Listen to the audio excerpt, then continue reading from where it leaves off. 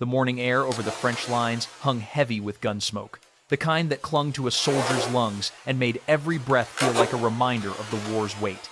On the 21st of July, 1918, near the battered outskirts of Baccarat, a German patrol dragged in an American prisoner carrying a weapon they had never seen before. It was short, rugged, almost unremarkable until they held it, studied its steel, and realized it wasn't built for the open fields of Europe, but for the cramped, suffocating geometry of the trenches.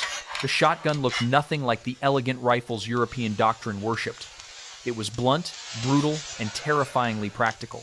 In a world where soldiers met at 5 meters, where corners decided life and death, this simple American tool rewrote what close-quarters combat meant.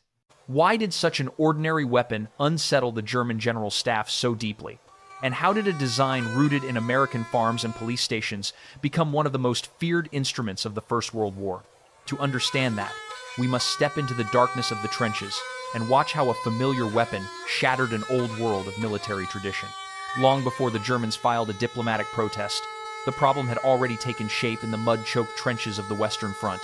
3 years of war had turned northern France into a maze of narrow ditches, sandbagged corners, and sudden blind turns where men fought at distances so close they could hear each other breathe.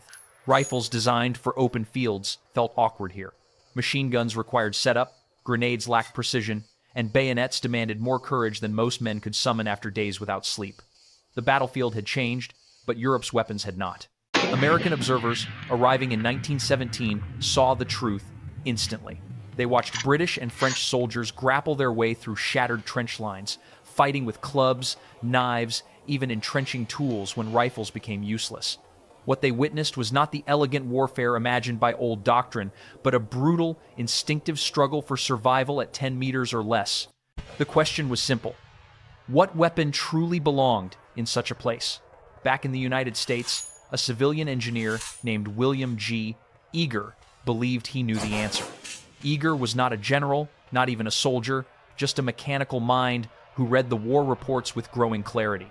Where others saw chaos, he saw a technical problem. If trench combat happened at the distance of a living room, then a weapon built for hunting deer or quail would be devastating against a man. In the fall of 1917, he assembled his findings into a meticulous engineering report. Shorten the barrel, he argued. Add a heat shield to protect the soldier's hand. Fit a bayonet lug. Use the reliable pump-action designs that American hunters trusted. His proposal was bold, practical, and utterly unbound by European military tradition. General John J. Pershing, then preparing the American Expeditionary Forces for combat in France, read Eager's report with interest. Pershing had seen shotguns used effectively before against Moro fighters in the Philippines, where combat was fast, sudden, and intimate. He approved the idea immediately. Within weeks, Winchester and Remington received contracts to modify commercial shotguns for military use. The resulting weapons were simple, sturdy, and terrifyingly effective inside the tight walls of a trench. When the first 5,000 trench guns arrived in France in early 1918, most were assigned to guard prisoners. But 1,000 were quietly distributed across combat units, 10 or 20 per regiment, to see how they would perform where it mattered most. And soon, on the battered line near Seicheprey, American soldiers discovered that Eager had been right. The shotgun did not ask for precision. It demanded only presence, a quick movement, a steady pump of the action, and the courage to advance into darkness where an enemy might be waiting around the next corner. In those first fights, something shifted. The Americans were no longer adapting to the trenches, they were shaping them. By the spring and summer of 1918, the trench gun had shifted from an experiment to a quiet transformation happening inside the American line. Reports from the front, whispered at first, began to describe something different, an unfamiliar kind of confidence spreading among the soldiers who carried the short-barreled weapons. They felt it in their hands when the fog rolled in and shapes moved beyond the wire. They felt it when German stormtroopers, seasoned by years of trench assaults, tried to close the distance that once ensured their success. The Battle of Seicheprey had offered the first glimpse, but the dense woods of Belleau Wood revealed the shotgun's true nature. Visibility collapsed to mere feet. Trees, smoke, and shattered branches broke every line of sight. German infantry advanced in tight formations, trusting their discipline and experience. Yet every time a shotgun fired, 3 or 4 men dropped. The spread of buckshot turned clustered movement into fatal vulnerability. The closer the Germans huddled for protection, the deadlier the weapon became. American officers quickly noted that shotgun-equipped squads advanced through trench segments with a speed the Germans had not anticipated. Clearing positions that once required deliberate movement now took minutes. A man with a trench gun did not need to pause for sight picture or steady breathing. He needed only to recognize movement, point, and fire. 9 pellets sweeping a meter-wide path in front of him. In fighting that demanded decisions in fractions of a second, this changed everything. The weapon's effect went beyond the physical. German letters intercepted by Allied intelligence spoke of the shotgun's sound deeper than a rifle, heavier, almost mechanical. Soldiers described the dread that settled over a position once that sound echoed through the trench. It wasn't just fear of death, it was fear of helplessness. Against rifles, a man could duck. Against artillery, he could hide. Against gas, he could mask. But against a shotgun at 10 meters, there was nothing to do. American divisions reported similar patterns. Officers recommended increasing allocations, 50 shotguns per regiment, 2 per squad, sometimes more for specialized assault teams. Patrols moved more decisively. Counterattacks broke sooner.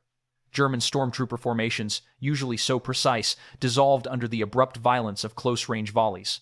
Yet the Americans were not reckless with their new advantage. They integrated the trench gun into a growing combined arms approach. Rifles engaging distant targets, machine guns suppressing strong points, and shotgun men taking the lead when trenches, dugouts, or bunkers needed to be seized. In this role, the weapon became more than a tool. It became a bridge between raw firepower and the brutal intimacy of trench fighting. For the first time in years, German troops found themselves facing an opponent who not only matched their mastery of close combat, but exceeded it. And in that moment, as the balance shifted, the German high command realized they needed a response, one that would come not from the battlefield, but from the diplomatic desk. As American shotgun squads carved their way through trench systems with startling efficiency, the German response arrived from an unexpected direction. Not through a new weapon, not through altered tactics, but through a formal diplomatic protest.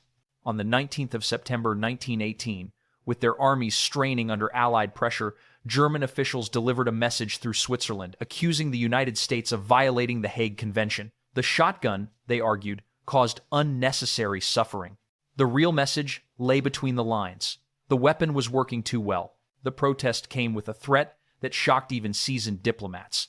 Germany declared that any American soldier captured carrying a shotgun or its ammunition would forfeit his life.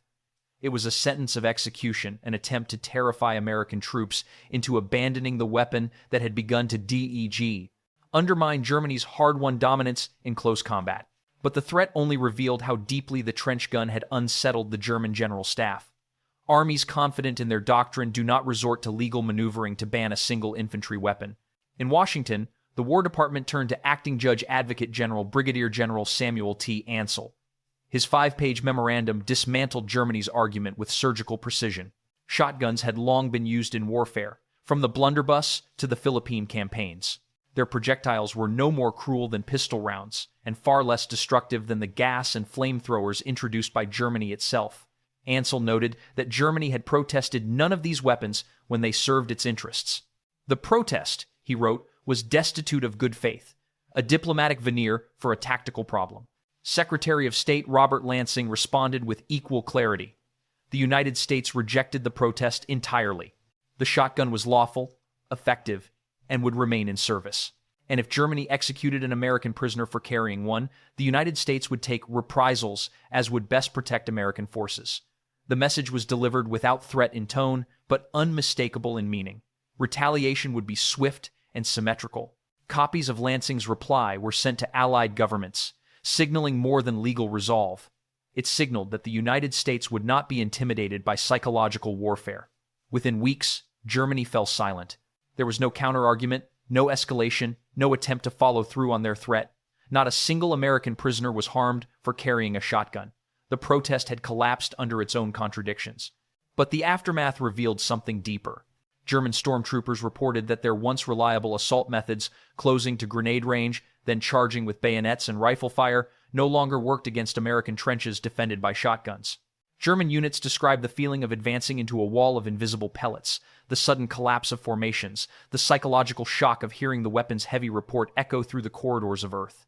In the final months of the war, as trench systems cracked and the German army retreated, the protest faded into a footnote. But its meaning endured. Germany had not feared the shotgun because it violated the laws of war.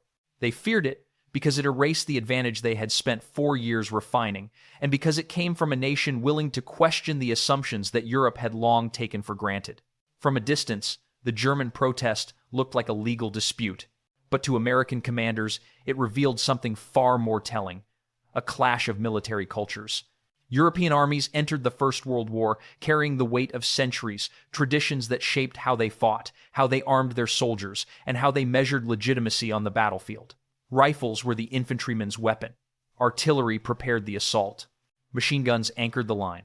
Anything beyond that framework felt improper, even when the trenches had already proven those frameworks inadequate. The United States approached the war from a different angle. Its army was young, unburdened by the rigid doctrines that defined European strategy. When American officers studied the Western Front, they saw a practical problem: men fighting at the distance of a doorway. And so they chose a practical tool. The shotgun was not refined, not prestigious, not part of any established doctrine, but it worked. In that choice, the world glimpsed an early example of the American willingness to discard tradition in favor of effectiveness, a trait that would later define U.S. military innovation. The German reaction made this contrast even sharper. Rather than adapt their own tactics, Germany attempted to remove the shotgun from the battlefield through legal argument. It was an appeal to rules in a war where Germany itself had introduced chlorine gas, flamethrowers, and long-range bombing. The inconsistency was obvious to American diplomats, but it also revealed something deeper: a military establishment struggling to defend its doctrine against an unfamiliar kind of threat. When the enemy breaks the rules of your playbook, not by cruelty, but by practicality, the ground shifts beneath your feet. For American troops, the shotgun became more than a weapon. It became a symbol of a broader lesson: that survival in modern war belonged not to the most traditional army, but to the most adaptable one. And as the conflict moved into the 19th year of the century that would redefine global warfare, other nations began to see it as well.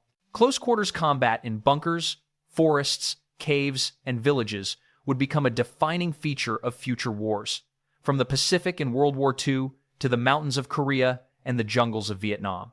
The trench gun was not just a battlefield tool. It was a signal, a warning, that wars were changing faster than doctrines could keep up, and that those who clung too tightly to the past risked being overtaken by those willing to rethink the fight. When the guns finally fell silent in November 1918, the trenches of France held more than the debris of a shattered Europe. They held lessons hard, unpolished truths carved out of fear, courage, and the stubborn search for survival.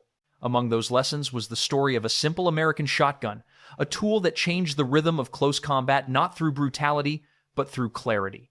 It solved a problem no one else had dared to name. The Germans never forgot it. Veterans wrote years later of the dread that settled over a trench when the heavy, distinct report of a trench gun echoed through the earth. They remembered how quickly a mastered doctrine could be undone by a single idea, how an army trained for precision could be outmatched by a weapon designed for the chaotic closeness of trench warfare. Their fear was not of pain, nor of suffering, but of obsolescence. For the Americans who carried those shotguns, the weapon became something quieter yet more enduring. It represented the belief that innovation does not always come from laboratories or generals' desks. Sometimes it comes from a civilian engineer reading war reports at his kitchen table. Sometimes it comes from a soldier who refuses to accept the limits imposed by tradition. The shotgun was not elegant, but it was honest. It met the battlefield as it truly was, and in doing so, it forced others to confront the difference between what they believed war should be and what war had become. The legacy of the trench gun did not end in France. It lived on in the jungles of the Pacific, the icy trenches of Korea, the dense villages of Vietnam, wherever soldiers fought at ranges measured in steps rather than yards. Its principle remains unchanged. In close quarters, simplicity paired with decisiveness can outweigh even the most refined doctrine. And perhaps that is the question the story leaves us with today. In a world shaped by past wars and future uncertainties, what matters more, the traditions we inherit or the adaptability that keeps us alive? If this chapter of military history resonates with you, consider staying with us as we explore the conflicts, decisions, and innovations that shape the world we live in. And tell us, what lesson do you believe the shotgun truly taught the armies of 1918? Your perspective keeps history alive.